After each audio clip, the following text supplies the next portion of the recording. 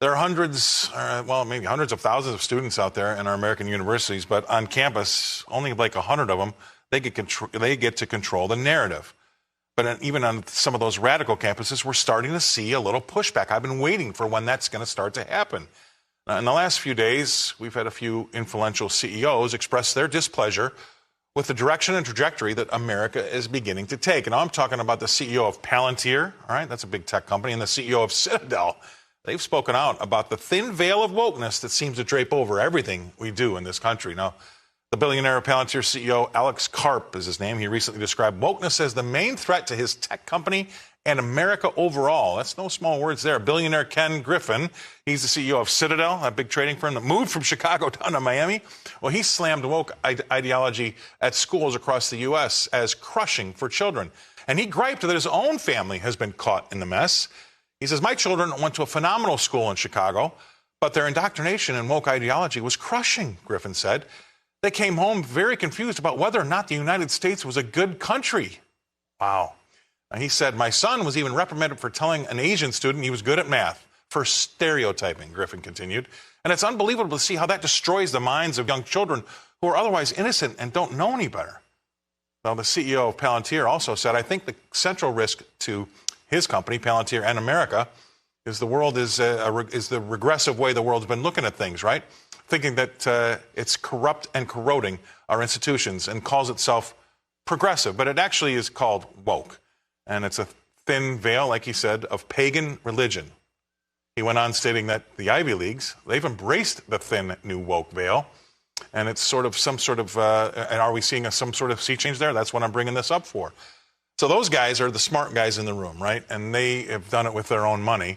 My next guest is another smart guy. Let's bring him on. That's David Nelson. He's the host of the Money Runner podcast. David, thanks for being on. Real quick, I was on the plane the first time you could fly after 9/11. I have 5 friends unfortunately died in the World Trade Center, and I was going for funerals. And the pilot got on and said, there's way more of us than there is of them.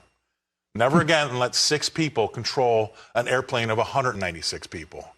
There's no reason for that to ever happen again, just by sheer numbers, right? Yes, somebody might get hurt, but you're not going to have all 196 get hurt. And I was waiting for those good people to come up, and I'm starting to feel like there's a little bit of pushback going on. What do you think?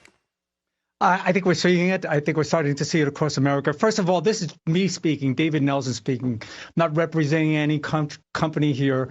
I'm speaking from the heart, Scott. And I think what we've learned is that the truth rarely lives on the extreme. And any ideology, even if it had, good intentions in the beginning, when it goes to the extreme, it isn't only bad for America. It could end the republic as we know it, and that's happened in the past. If hating your country and everything it stands for, if that's your goal, then you're committing national suicide. And I think, Scott, where it really hits hard, and Ken Griffin spoke about this, it's so bad for the kids. They grow up hating everything. They grow up hating their country, and they start to believe some of the garbage out there that our enemies profess and chant every day. And to your point, that's why people say it's no big deal and what's your problem, but the reason why that opens the door up to something like TikTok that can really get in the minds of our kids if they've been taught to hate the country in the first place, and then you have 9 pro-Palestinian ads versus 1 pro-Israel ad, that slowly but surely can gain a little traction when it shouldn't have anything like that. Technology is an enormous tool, but I think that the indoctrination, it actually started decades ago. And it probably started with foreign actors like China and others infiltrating the universities. And it's very easy to do. If you think about it, you don't just write a check to somebody. You do it in the form of, say, research. So China funds the research of a professor on campus, and they start to get that ideology out there.